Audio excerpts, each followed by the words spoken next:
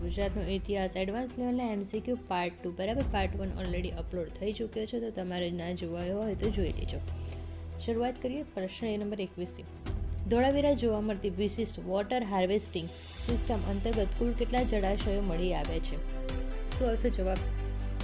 તમને આની પીપીટી હું મૂકી દઈશ, તો તમે જોઈ લેજો. રાતે 10 વાગે બધી પીપીટી અપલોડ થઈ જાય છે, તો તમે જોઈ લેજો. તમારે પીપીટી આની જોઈતી હોય પીડીએફ તો ચલો. આનો સાચો જવાબ આવશે 16 બરાબર. સાચો આન્સર છે 16 બરાબર. કેમ?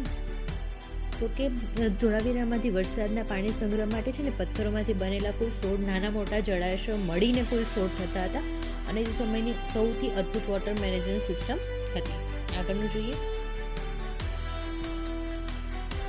કયા હડપ્પે સ્થળેથી માટીના રમકડાનું વાહન એટલે ટેરાકોટા બોટ મળી આવ્યું છે, જે દરિયાઈ વેપારનો પુરાવો આપે છે? શું આવશે જવાબ? તો કે લોથલ બરાબર. લોથલ સાચો જવાબ છે.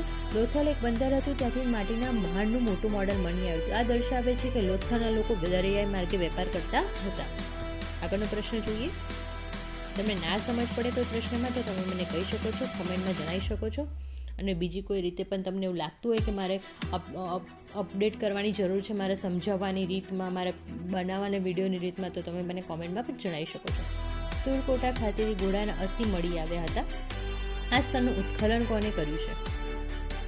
તો કે જગપત જોશી. જગપત જોશીએ ક્યારે કર્યું હતું? તો કે 1964માં JPJ. હું લખી દઉં પહેલાં બરાબર, એક મિનિટ. 1964માં જેપી જોશીએ સુરકોટડા એટલે કચ્છ ખાતે ઉત્ખનન કર્યું હતું, જ્યાંથી સિંધુ સભ્યતાના દુર્લભ એવા ઘોડાના અસ્થિ પણ મળી આવ્યા છે બરાબર. ચલો શરૂઆત કરીએ આગળનો પ્રશ્ન. લોથલમાં મકાનોના દરવાજા મુખ્ય 4 રસ્તા પર ખુલવાને બદલે શેરીમાં ખુલતા હતા, પરંતુ કયા હડપ્પે સ્થળે દરવાજા મુખ્ય 4 રસ્તા પર ખુલતા હોવાના અપવાદરૂપના પુરાવા મળ્યા છે? શું હશે જવાબ? તો કે લોથલ. એ ઓપ્શન રાઈટ આન્સર છે. સામાન્ય રીતે હડપ્પે નગરોમાં દરવાજાના પાછળની ગલીઓમાં ખુલતા હતા, પરંતુ લોથલ એક અપવાદ એવું હતું જ્યાં દરવાજા મુખ્ય રસ્તા પર ખુલતા હોવાના પુરાવા મળી આવ્યા છે. આગળના પ્રશ્ન તરફ જઈએ. કુતાસી એટલે મોરબી નામનું હડપ્પીય સ્થળ કયા નદીના કિનારે આવેલું છે? આ પ્રશ્ન તમને કોઈ જગ્યાએ જોવા નહીં મળે એવો પ્રશ્ન હું તમારા માટે લઈને આવું છું. આ છે એનો સાચો જવાબ છે ફુલસર બરાબર. આ તમારી ચોપડીમાં પણ આવા પ્રશ્નો નહીં હોય, એટલા માટે જ કહીએ છીએ મારી ચેનલને સબસ્ક્રાઈબ કરો, તો ડેલી અવનવી વાતો તમને જાણવા મળશે. અને મેં ઓલરેડી દરરોજ રીલ્સ પણ અપલોડ કરું છું, ઓલ્ટરનેટ ડે વિડીયો પણ અપલોડ થાય છે, તો તમે એના માટે સબસ્ક્રાઈબ કરશો તો તમને નોટિફિકેશન મળશે. તો મોરબી જિલ્લાનું કળ છે કુતાસી બરાબર. ત્યાં ફુલઝર નદીના કિનારે આવેલું છે. આ સ્થળ હડપ્પે સમયમાં મધ્ય એશિયામાં વેપાર સાથે સંકળાયેલું હતું. કોના સાથે? તો કે મધ્ય એશિયા બરાબર. તમે સબસ્ક્રાઈબ કરશો તો બેનિફિટ તમને જ પડશે બરાબર. આગળ જોઈએ. ગુજરાતના કયા હડપ્પે સ્થળેથી શતરંજ જેવી રમતના પાસા મળી આવ્યા છે?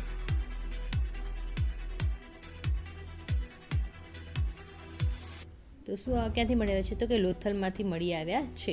લોથલમાંથી હાથીદંશના પાસા અને શતરંજ જેવી રમત બોર્ડ મળી આવ્યું છે, જે સૂચવે કે તે લોકોના સમયના લોકો મનોરંજન અને શોખીન હતા. એ વખતેથી જ શતરંજ ચાલુ હતું, અત્યારનું નથી, જૂનું છે. ચલો આગળનો પ્રશ્ન જોઈએ. નીચેનામાંથી કયા સ્થળેથી તાંબાની બંગડીઓ અને તાંબાની છરી મોટી સંખ્યામાં મળી આવી છે? શું હશે જવાબ? તો કે કુતાસી. કુતાસી છે ને એક ઔદ્યોગિક કેન્દ્ર હતું, જ્યાંથી તાંબા ગાળવાની ભઠ્ઠીઓ છે, મોટા પ્રમાણમાં તાંબાની વસ્તુઓ હતી. તાંબાની વસ્તુમાં શું હતું મોટા ભાગે? તો કે બંગડીઓ અને છરીઓ હતી. બંગડીઓ અને છરીઓ પણ મળી આવેલું છે બરાબર. આગળ જોઈએ.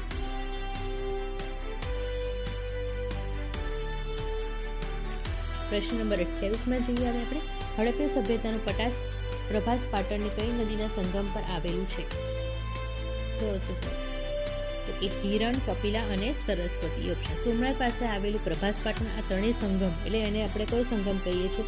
ત્રિવેણી સંગમ પણ તરીકે ઓળખવામાં આવે છે બરાબર. ત્રિવેણી સંગમ પર આવેલું છે અને હડપ્પીય સ્થળ પણ છે. આગળનો પ્રશ્ન જોઈએ. પૌરાણિક કથાઓ મુજબ આનંદ પ્રદેશના રાજા રૈવતની પુત્રી રેવતીના લગ્ન કોની સાથે થયા હતા? આ ડેટમાં હવે ભગવદ્ ગીતાના પ્રશ્નો આવવાનું ચાલુ થયું છે, એટલા માટે મેં આવા પ્રશ્નો લાવવાનું પણ ચાલુ કર્યું છે. શું આવશે જવાબ? તો કે બલરામ સાથે થયા હતા બરાબર. પૌરાણિક કથા માન્ય મુજબ આનંદ પ્રદેશના રાજા એટલે રૈવતકની પુત્રી રેવતીના લગ્ન ભગવાન શ્રી કૃષ્ણના મોટા ભાઈ બલરામ સાથે થયા હતા. બરાબર. આગળ જોઈએ પ્રશ્ન. ભગવતરામ નામનું હડપ્ય સ્થળ કયા જિલ્લામાં અને કઈ નદીના મુખ્ય ત્રિકોણ પ્રદેશમાં આવેલું છે? તો શું આવશે જવાબ? ભરૂચ કીમ. બરાબર. ભગવતરાવનું નામ લખી દો. બરાબર. ભગવતરાવ એ સિંધુ સભ્યતાનું સૌથી દક્ષિણનું સ્થળ ઊંચું સભ્યતાનું દક્ષિણનું સ્થળ મનાય છે, જે ભરૂચ જિલ્લામાં કીમ નદીના કિનારે આવેલું છે. બરાબર. આગળ જોઈએ. ધોળાવીરા વિશે નીચેનું કયું વિધાન સાચું છે? તો તે તરુ ઉપર આવેલું છે, સાચું છે. તે લુણી નદીના કિનારે આવેલું છે, હા સાચું. તે 2021માં વર્લ્ડ હેરિટેજ સાઇટ જાહેરથી સાચું છે. તો સાચો જવાબ શું આવશે? આપણે આપેલ તમામ. બરાબર. કારણ કે ધોળાવીરા કચ્છની લુણી નદી પાસે છે. 2021માં યુનેસ્કોની સાઇટ બની અને તે કર્કવૃત પર સ્થિત છે. બરાબર. ચલો આગળ જોઈએ.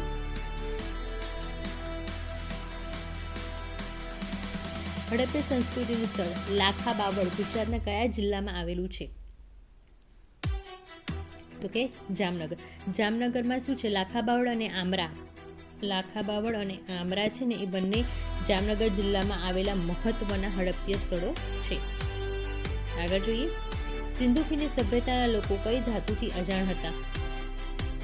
તો કે લોખંડ. હડપ્પા સંસ્કૃતિમાં કાંસ્ય યુગીન હતી, પરંતુ તે વખતે શું જાણીતું હતું? તો કે સોનું જાણતા, તાંબુ, કાંસુ જાણતા હતા, પણ લોખંડની કોઈ વૈદિક શોધ થઈ નથી. લોખંડની શોધ ક્યારે થઈ છે? તો કે વૈદિક કાળમાં લોખંડની શોધ થઈ છે. વૈદિક કાળમાં જ લોખંડની શોધ થઈ છે. બરાબર. આગળ જોઈએ. ગુજરાતમાં કયા સ્થળેથી હાથીદાંતની પટ્ટી મળી આવેલી છે? ક્યાંથી મળી આવી? તો હાથીદાંતનું બધું જ આપણને લોથલમાંથી મળ્યું છે, એટલે જવાબ શું હશે? લોથલમાંથી હાથીદાંતની ફૂટપટ્ટી મળી આવી છે, જે સાબિત કરે છે કે ચોક્કસ માપન પદ્ધતિ પણ એ લોકો જાણતા હતા, કાં તો જાણતા હશે. બરાબર. આગળ જોઈએ પ્રશ્ન. કયા પુરાતત્વવાદે લોથલને લઘુ હડપ્પા તરીકે ઓળખાવ્યું? તો કે એસઆર રાવ. એસઆર રાવ શું હતા? લોથકના શોધક હતા એસઆર રાવ. તેમણે નગર રચના જોઈને શું કીધું? લઘુ હડપ્પા કાં તો લઘુ મોહેંજો-દડો પણ કીધું હતું. બરાબર. આગળનો પ્રશ્ન જોઈએ. શિકારપુર નામનું હડપ્ય સ્થળ ગુજરાતના કયા વિસ્તારમાં આવેલું છે? તો કે કચ્છના ભચાઉ તાલુકામાં આવેલું છે. બરાબર. શિકારપુર એ કચ્છના ભચાઉ તાલુકામાં આવેલું સ્થળ છે, જ્યાંથી વન્યજીવોના હાડકાં અને અનાજના અવશેષો મળ્યા છે. બરાબર. આગળનો પ્રશ્ન જોઈએ. કયા સ્થળેથી પથ્થરના કિલ્લાના પુરાવા મળ્યા છે, જે સામાન્ય રીતે અન્ય સ્થળોએ ઈંટોના હોય છે? તો કે ધોળાવીરા. ધોળાવીરામાં શું છે? તો કે કિલ્લેબંધી માટે ઈંટોના બદલે સ્થાનિક સ્તરે ઉપલબ્ધ પથ્થરોનો ઉપયોગ કરવામાં આવતો હતો. બરાબર. આગળનો પ્રશ્ન જોઈએ. હડપ્પા સમયનું સ્થળ ખંડેરી કયા જિલ્લામાં આવેલું છે? તો કે ભાવનગરમાં આવેલું છે. બરાબર. તો કે પાદરી, જો એનું બીજું નામ છે પાદરી. બરાબર. એ પણ યાદ રાખજો. બરાબર. પાદરી અથવા ખંડેરી બેમાંથી એક પણ તમારા એક્ઝામમાં આવે તો તમને ખબર હોય છે. એ ભાવનગર જિલ્લાના તળાજા પાસે આવેલું છે. ક્યાં આવેલું છે? કે તો કે તળાજા પાસે આવેલું છે. તળાજા પાસે આવેલું છે. બરાબર. તળાજા પાસે એ આવેલું છે. અને એ વખતેનું એ સ્થળ જાણીતું હતું. બરાબર. અને એ મીઠાના ઉત્પાદન માટે જાણીતું હતું. બરાબર. આ તળાજા જે છે એ મીઠાના ઉત્પાદન માટે જાણીતું હતું. મીઠું આપણે જે ઘરમાં ખાઈએ છીએ એના માટે જાણીતું હતું. ચલો આગળનું જોઈએ પ્રશ્ન. સિંધુ સભ્યતાના કયા સ્થળને મૃતદેહની ઉત્તર દક્ષિણ દિશામાં દફનાવવાની પદ્ધતિ પ્રચલિત હતી? આ તો તમારી બુકમાં છે. લોથલ પણ છે, ધોળાવીરા છે, હડપ્પા છે. એટલે તમામ સ્થળોએ સામાન્ય રીતે સિંધુ સભ્યતામાં સામાન્ય મૃતદેહનું માથું ઉત્તર દિશામાં અને પગ દક્ષિણ દિશામાં રાખીને દફનાવવામાં આવતા હતા. આગળનો પ્રશ્ન જોઈએ. ગુજરાતમાં પ્રી હડપ્પિયન સંસ્કૃતિના અવશેષો કયા સ્થળેથી મળી આવ્યા છે? તો કે લોટેશ્વરમાંથી મળી આવે છે. પાટણ જિલ્લાના લોટેશ્વરમાંથી મળી આવ્યા છે, જેને હડપ્પા સંસ્કૃતિના ઉદય પહેલાંની પ્રી હડપ્પા સંસ્કૃતિના પણ અવશેષો ધરાવે છે. આવા જ ડેલી અવનવા પ્રશ્નો જોવા માટે, તમારે વિડીયો અને રીલ્સ જોવા માટે પ્લીઝ હમણાં જ મારી ચેનલને સબસ્ક્રાઈબ કરજો. અને તમારા જે બી મિત્રો વનડગો તૈયારી કરતા હોય પ્લીઝ એમને રીલ્સ શેર કરજો, વિડીયો શેર કરજો, જેથી એમને થોડી ઘણી મદદફૂલ થઈ શકે. Thank you so much.